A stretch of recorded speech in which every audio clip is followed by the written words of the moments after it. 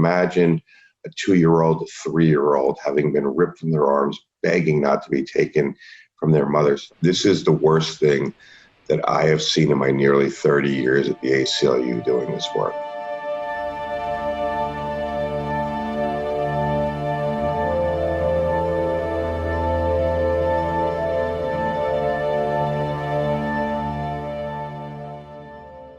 We believe that between 5,400 and 5,500 children have now been separated by the Trump administration. 300 of those children are under 5 years old, some under 1 year old, some are 6 months old. And the individual stories are brutal. You know, there was one 4-year-old Honduran boy who needed glasses. His parents scraped together the money to buy him glasses, and they also got him a glasses case. When they came to take him away, he was begging, please don't take me away from my mommy. They took him away, but he didn't have his glasses case. So all day long, all the mother thought about is, can my little boy see? Will they get him another pair of glasses if they break? Another father told us about his 7-year-old boy. He just said, I know you're going to take them away, but give me 60 seconds just to brace him for what's going to happen. They didn't give him those 60 seconds, so they just screamed, we're taking you now. And the little boy is begging his father to tell him what's going on, what's happening. It was just, on a human scale, just absolutely horrible.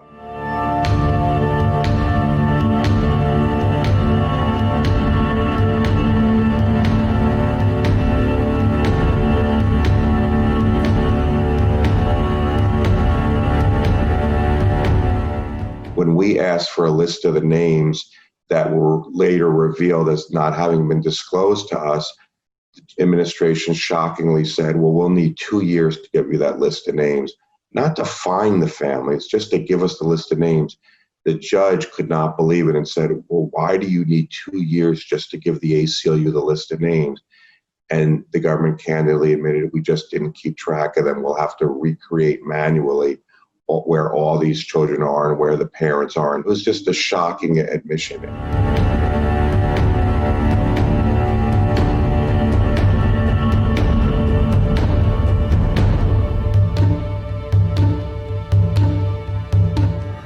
When we learned that many of the parents had been deported without their children, we said, well, the government needs to find these families.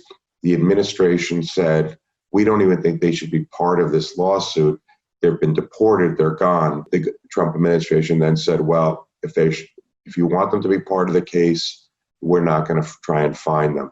And so that's when I stood up in court and I said, we will find them if the government's not going to find them. And so we got groups and law firms, and we've been searching for the parents who were deported without their children. Of the initial group we first learned about back in 2018, we have found all of them. But the later group that the administration hid from us, we're still searching for them. We reached a few hundred by phone, fortunately, but the rest has been on the ground searches by our partners door to door in Central America. That's time consuming, difficult, and dangerous.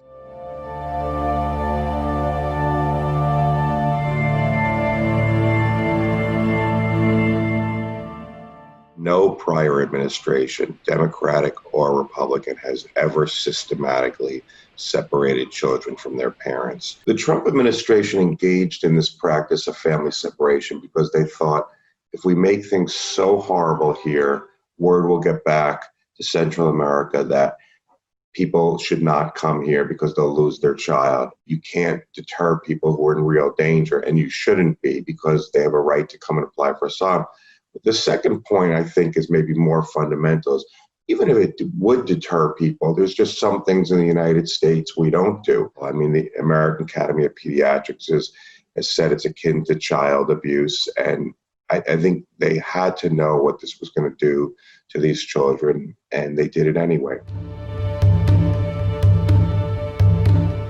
We believe once we find these parents in Central America, given what they've been through, they should be allowed to come back to the United States and be given some type of legal status. The Trump administration is saying you have two choices.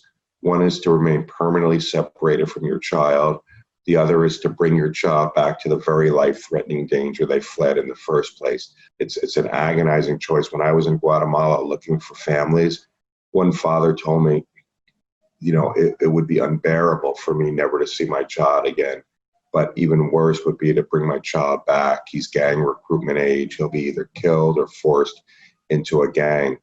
That is an inhumane choice to be giving these parents. We have said publicly and in court, we will not stop till we find every last parent